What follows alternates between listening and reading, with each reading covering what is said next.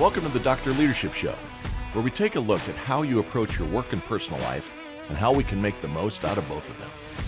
A weekly get-together where we get real about self-improvement and development as we all make this not-so-easy journey through life. Our discussions will cover ideas and concepts from how to grow your career to how to lead your family towards prosperity and happiness. We don't pretend to know it all, and the doctor is the first to be vulnerable, discussing his own weaknesses, both past and present. This is about growing together and having some fun while we discuss what is happening in the crazy world we live in and how to make the most of it. Let's strive for awesome together. Let's get after it. Hey everybody, welcome to the Dr. Leadership Show. Hope you're having an awesome day. Happy Wednesday. Hope you're having a great week. Hope your team won on Saturday. Great sports time of year. We got the World Series. We got NBA starting up. Great baseball, man. The walk-off grand slam, game one, Los Angeles Dodgers, huge win against the Yankees too, which just makes about 80% of the country happy. And hope your other teams, your sports teams, your college teams played some good football. Your NFL teams are playing great, etc. Hope you enjoyed last week's episode on the demise of DEI. Not a controversial topic, maybe to some, but just on how merit has come back to the forefront. And we need people that know how to do the job, right? Doesn't matter color, creed, sexuality. Let's get the right people in the seats here and quit pretending that selecting someone based on attributes other than merit is not discriminatory against others. So I just thought I'd throw it out there. A little edgy topic, but I think that everyone gets the gist of it. Let's hire the right people for the right jobs. Had some good feedback on it. Got great shows coming up. I'm actually recording later today an interview with Ed Wallace from Achieve Next, managing director and a very, very solid author. Has 4 books out, a brand new one that we're going to talk about today. So watch for that to be released out in the Leadership Lounge.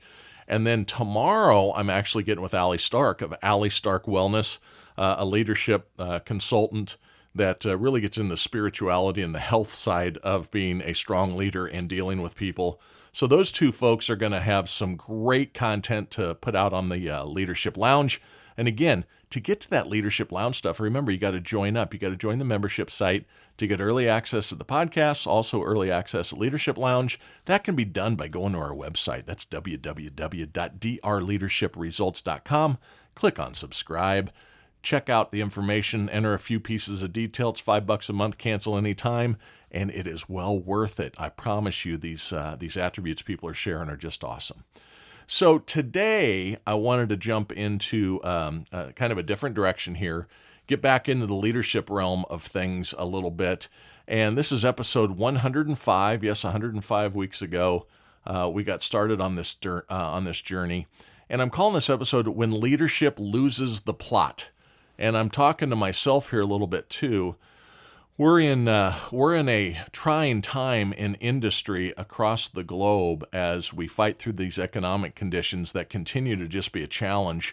Inflation is high, unemployment, true unemployment when you factor in 7 million men from the age of 18 to 54 that don't even want to work is up. I guess it's got to be close to 9-10%. We're back up over 4% again, which is a great number, but that was a great number when we measured it coming out of the Great Depression. Today, you want to have the percentage of people that can work that are working, so labor force engagement, you want that higher than possible. So the 4.2% can be misleading on the unemployment. But with all those things going on in this world, hyperinflation, the list goes on and on, leaders need to pay attention and not lose focus to the plot. So it's going to focus on managing change and how as leaders we need to ensure that we don't forget why we're here and what we're trying to accomplish. The why, in other words, the goal, the outcome we're trying to achieve. Let's face it, we all have been a part of change over the last few years.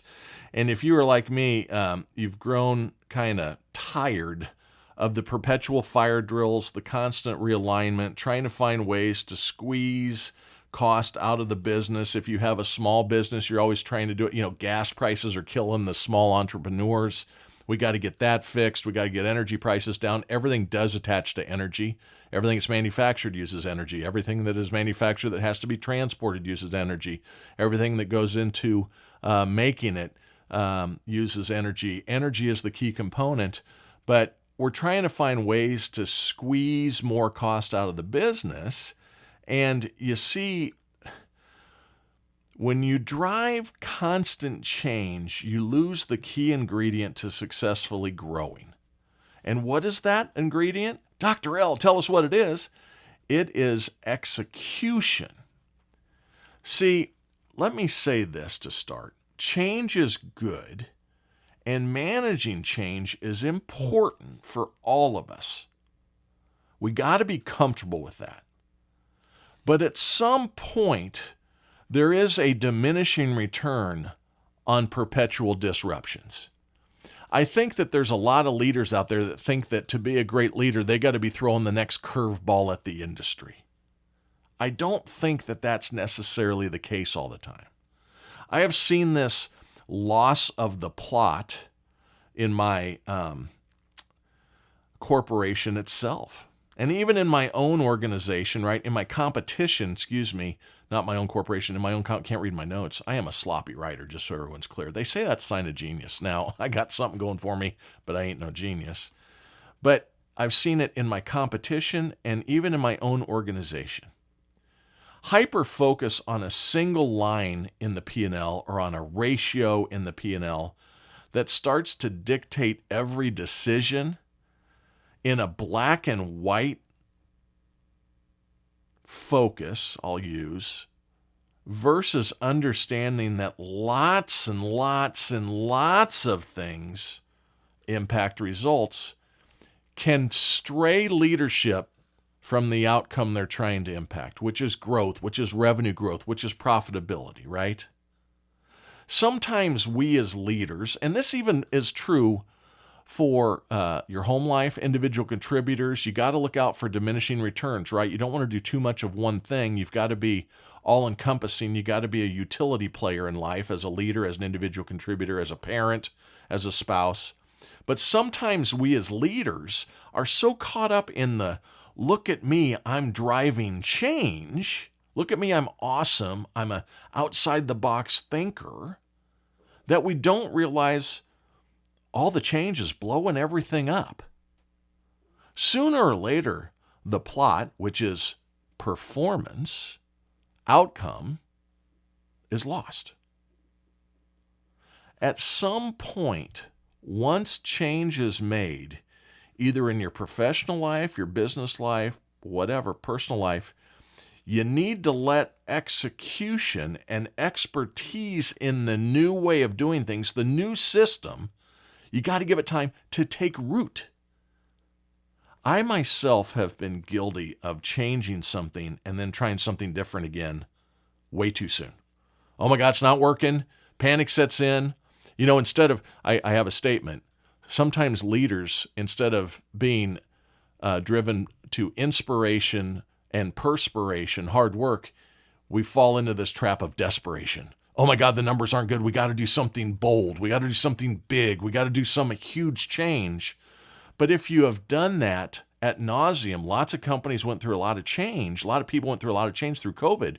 It's been 5, 6, 7 years of just perpetual yuck around change and going on. I've been guilty of changing something and then trying again too quick myself. You see, it takes time to build optimum, whatever you want to say, execution. Constant change in your life, in your business approach, in your company is not going to, especially inside of sales organizations, it's not going to get you what you want. It's going to cause a pause in performance and a psychological pullback from execution. See, salespeople, let's talk about salespeople for a minute. I'm one of them. You're probably one of them listening. We don't like change. We don't like our comp plans changed. We don't like our go-to-market changed. We don't like our territories changed. There's reason to change all three of those things I just listed. As a leader, I'm responsible for company results. There's times where I got to step up and be the big guy in the room, big girl in the room. and make decisions that are right and may not be popular. What I'm talking about is when we are so focused to just one item or one thing, we don't think about all the changes having a diminishing return, a psychological impact. We as leaders have to give time for changes to take effect. We must understand typically there's going to be a lull before the improvement. The plane has to gain speed before it will fly, right? You've got to allow the team to settle in. You've got to allow the changes to take root, etc. If we don't allow time for performance fermentation to happen, then your change was for naught. And you simply negatively, boy, that's a tough one, impacted outcomes. This is why you don't see sports teams changing offensive coordinators every year. I use a lot of sports analogies, but when they make an offensive coordinator or a defensive coordinator change, they're buying in for a few cycles, a few seasons. First of all, the players you have may not be the right players for the new approach. If you bring somebody in that's pass, and you've got full running back and you've been running, run-pass options mostly, and suddenly you got the best wide receivers in the country, you got to do some changes there and allow some time for that to happen. They don't change every year, these coordinators in this example, because they understand the team has to get proficient, and they need to be given a whole year to maximize results. And what I mean by a whole year there is a personal thing to myself. I'm talking to myself here. I've been a part of making changes inside my organization for several years. Coming out of COVID, the business changed. We're trying to do more with less, higher productivity per person that's selling, that's supporting, that's servicing, all of this. But what we do is we always change at the first quarter of our fiscal year. We launch the new changes, and then we wonder why the first quarter we're behind. Then the second quarter becomes this panic where, give us gap actions. How are you going to fill the gap? What are you doing? Oh my goodness. This panic sets in. Fire drill sets in. Then we start to climb out of it. Third quarter becomes better. We say we're going to get home. Fourth quarter, we get really good again, and everything's great. But what happens is they were in such a panic, and you're planning months in advance in these big organizations that you start looking for another change to fix because you got a slow start after the other changes. You need to give the teams, your sales teams, you need to give yourself an entire year for these new routes that you've put down on how you're going to market or what you're doing, time to spark back to life. You don't grade the kids on how well they write cursive in second grade the second day they're writing cursive. You judge them at the end of the year. Maybe a crappy example, first thing that popped into my head just now, but no different than young kids learning. You have to give time for it to take root. If we don't allow that time, that's bad on us. Shame on us. Sports teams don't change that fast. They understand it. You have to get proficient. You need to be given time for these things to start to set in. That's what I mean by lose the plot. What we're seeing in organizations today is these continuous knee-jerk reactions, trying to make results happen by continuously stirring the pot, and even worse, trying to cut our way to success. You ever been a part of an organization that all they seem to be doing is cutting? Take that role out, take this role out, we'll do this here, take that out. We've lost sight of the people. Every company's number one attribute is typically their people. If you've got good people and you've known for years they've performed and you're throwing changes at them and it's not doing what you thought it was going to do, it's not necessarily the people right away. Maybe it is the environment. Maybe it's the culture.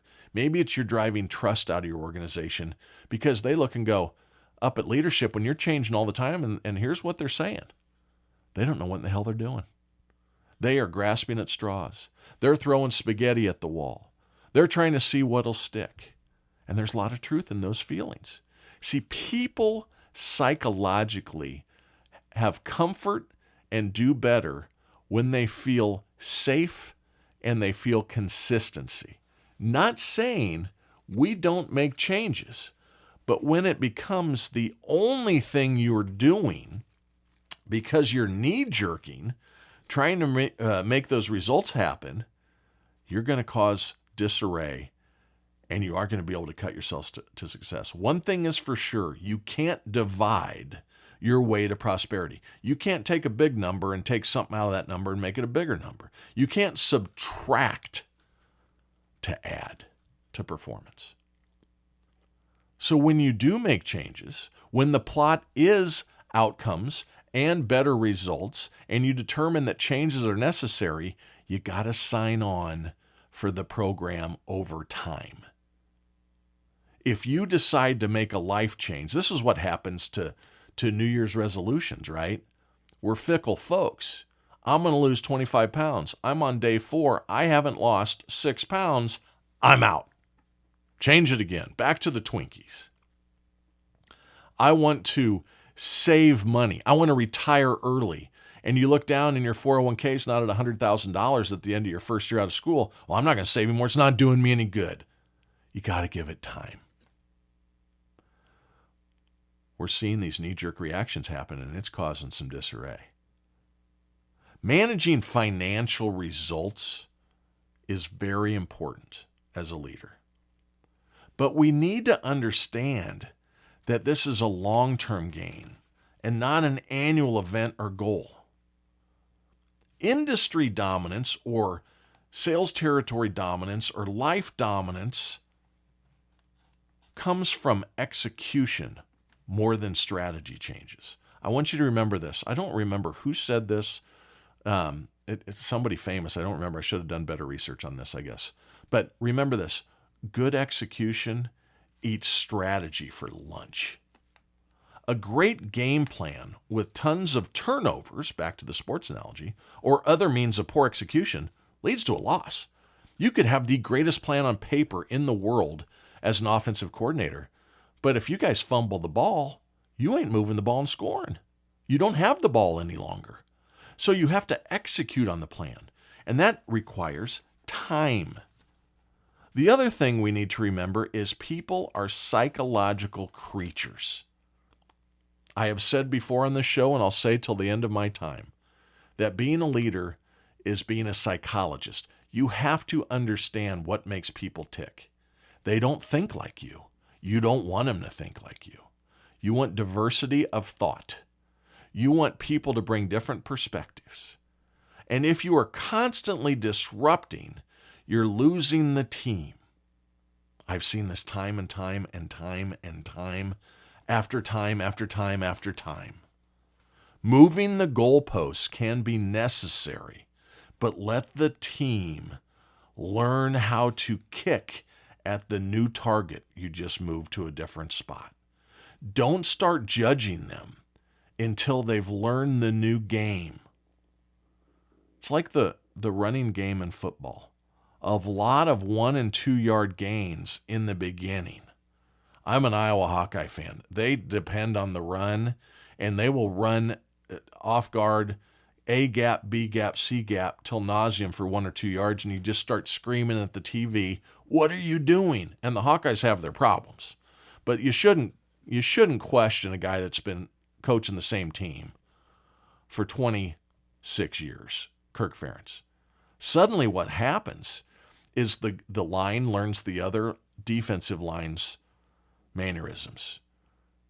Offensive coordinators are looking at film. Hey, the linebackers are always filling B gap on this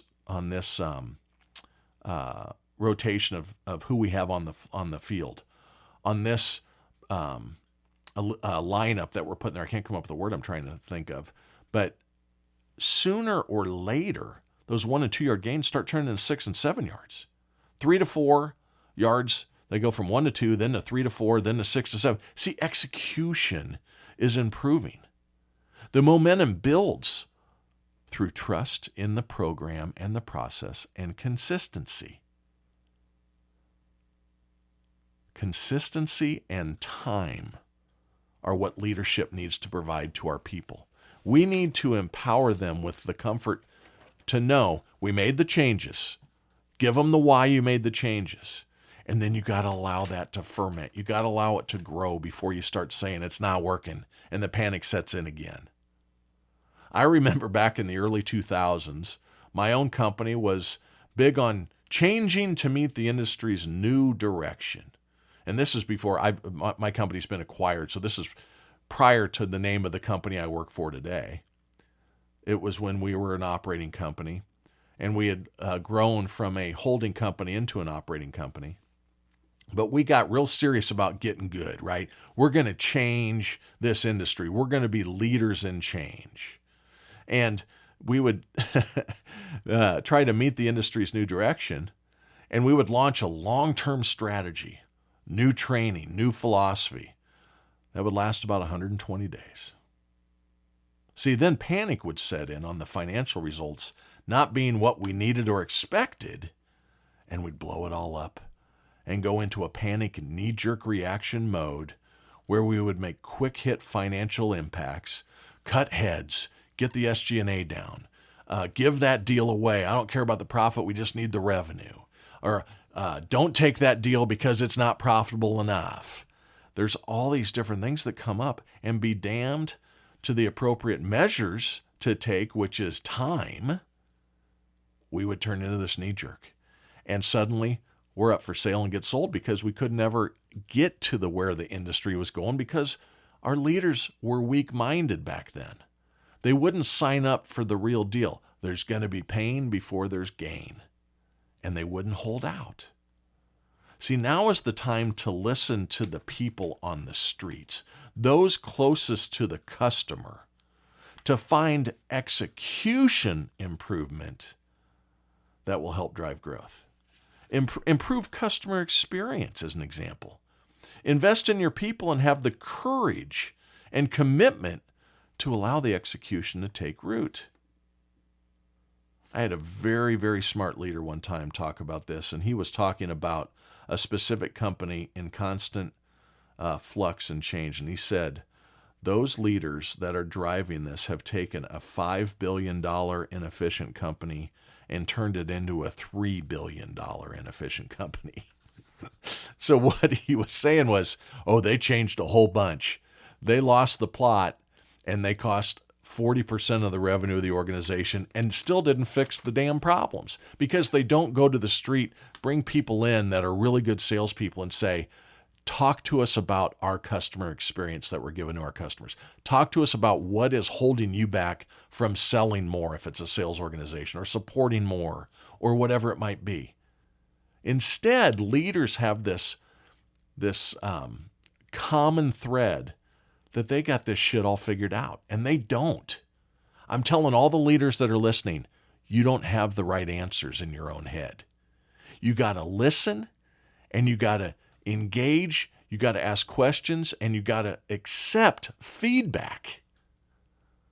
When people give you feedback, it's not because they're being combative or because they're being insubordinate. It's because they have passion and they care. I have people that come to me, they know I'm an open door. I will listen. Tell me what you think. Let me look into that.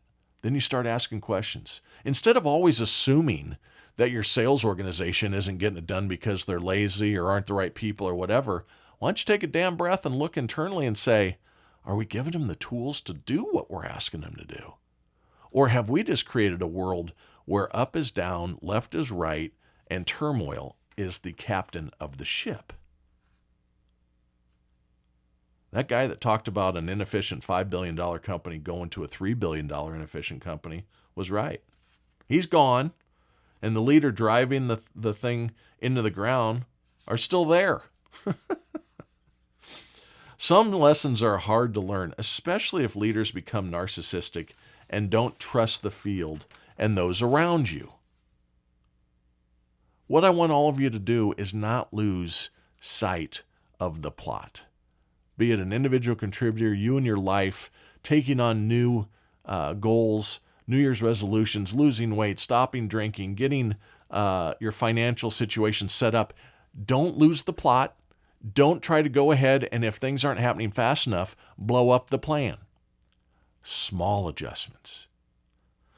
Take little baby steps if you think other adjustments need to be made, but you can't tell if execution is going to happen unless you give people time to build execution. Good execution eats strategy for lunch. You can have the greatest book ever, but if your publisher can't get people to buy it, man, it ain't going to happen. If you think you have the greatest go-to-market strategy in the world and you don't empower the people with the training to take the new market on, if you don't get operations in line, that's another thing. People make changes and they're up at the top and they don't even realize that operationally some companies can't even do what they're trying to do. It was failed before it launched. We as individuals, we as leaders have to understand psychologically people want to be successful. People want to achieve. People want to attack and gain the goals that you're laying in front of them. But you got to give them trust, time, and you got to give them the space to get the execution right. Don't lose the plot. Don't jump the shark. Don't be constantly blowing things up because diminishing return is around the corner. Challenge those that are saying we got to make another change. You can't cut your way to the top. You can't divide to prosperity.